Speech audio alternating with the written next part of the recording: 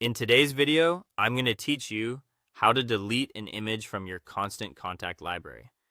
By the end, you'll know exactly where to go, what to click, and how to confirm the image is completely removed. Before we start, a quick reminder. Only delete files you're sure you no longer need, and if there's any chance you'll want it later, download a copy to your computer first. Deletions can be permanent, and it's always better to be cautious. First, log in to your Constant Contact account. Use your usual credentials on the official sign-in page and, for security, avoid logging in on shared or public devices.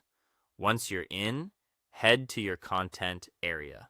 Depending on your account view, this may be labeled Library, or sometimes you'll see images within the Library section.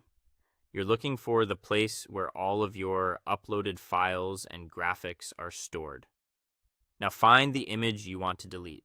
If you have a large library, take advantage of the search bar by typing part of the file name. You can also use filters or sort by date to narrow things down. Hover over thumbnails to see details like file names and dimensions. Double check you've selected the correct file, especially if you have similar graphics or multiple versions with only slight differences. When you have the right image, either click to select it or open its options menu. In many layouts, you'll see a small menu icon, such as 3 dots, next to the item.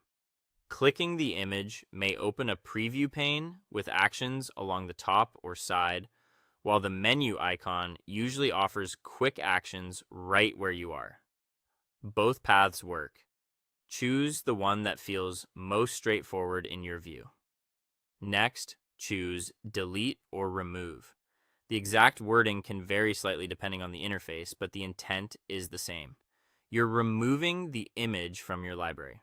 If you're prompted with a warning, read it to confirm you're deleting the correct file. Proceed when you're confident. Finally, confirm the deletion and make sure the image is gone. You may see a confirmation message. To be extra certain, refresh the library page and search again for the file name.